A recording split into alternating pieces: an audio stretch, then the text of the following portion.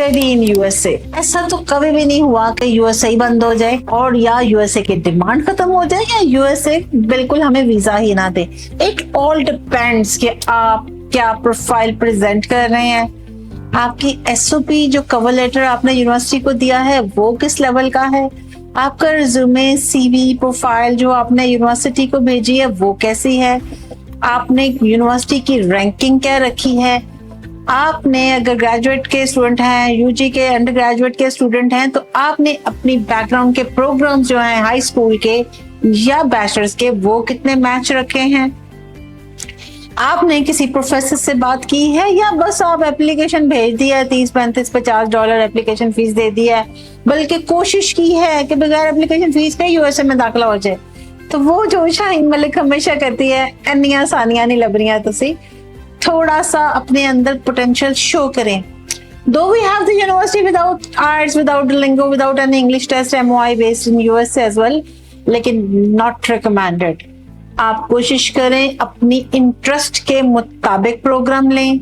आपने अगर high school जो इंटरमीडिएट या ए लेवल या ओ लेवल इवन में क्या सब्जेक्ट्स पढ़े हैं, अगर बिजनेस पढ़ा है, केमिस्ट्री पढ़ी है, साइंसेस के प्रोग्राम्स लिए हैं, तो उसके मुताबिक नेक्स्ट प्रोग्राम सेलेक्ट करें। आप यूनिवर्सिटी की रैंकिंग जरूर चेक करें, एटलीस्ट इन यूएसए कि यूएसए में वो किस रैंक पे जा रही है यूनिवर्सिटी।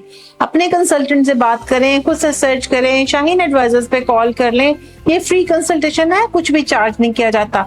तो सबसे पहले अपने इंटरेस्ट, अपना बजट, अपना प्रोग्राम, अपना इंग्लिश लेवल सब कुछ पहले चेक करें ताकि हमें समझ आए कि आपका लेवल क्या है।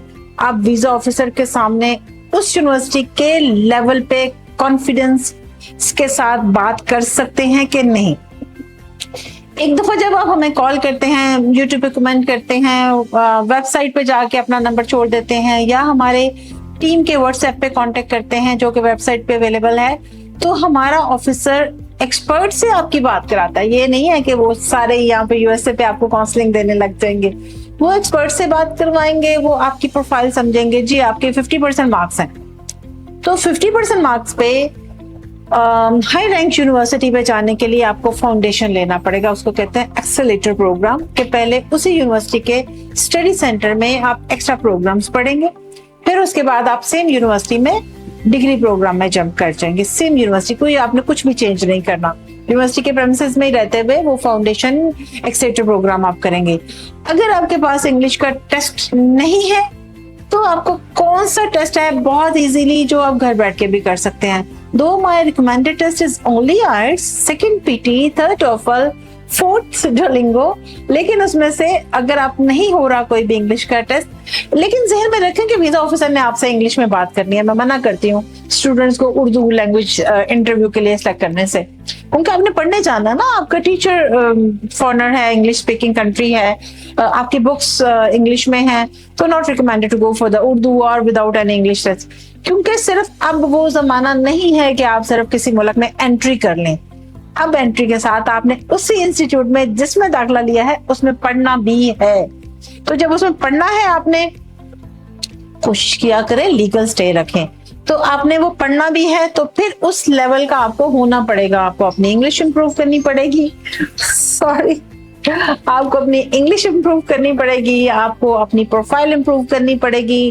फर्स्ट ईयर से ही, A1 से ही आप अपनी प्रोफाइल पे काम करना शुरू कर दिया करें। एक्स्ट्रा करिकुलर एक्टिविटीज भी साथ पढ़ाई में ऐड करें। अगर आप मास्टर्स के स्टूडेंट हैं तो पब्लिकेशंस में जाएं ताकि आपको प्रोफेसर की फंडिंग लेके दे सकूं, आपको प्रोफेसर के साथ असिस्टेंटशिप लेके दे सकूं।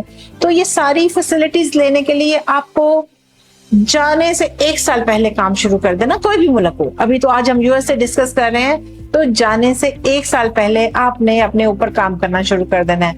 अपने इंग्लिश पे, अपनी बैंक स्टेटमेंट पे, अपने ग्रेड्स, परसेंटेज पे, ये सारा कुछ रेडी होना चाहिए जब आप अप्लाई करने आए। लाइक जब आपने सोचा है आपने काम शुरू कर देना है, तो बैंक स्टेटमेंट बनानी शुरू कर दें। उसमें अच्छी ट्रांजेक्शन होने चाहिए यूएसए के लिए। आपकी इंग्लिश अच्छी होनी चाहिए, यूनिवर्सिटी की रैंकिंग अच्छी होनी चाहिए।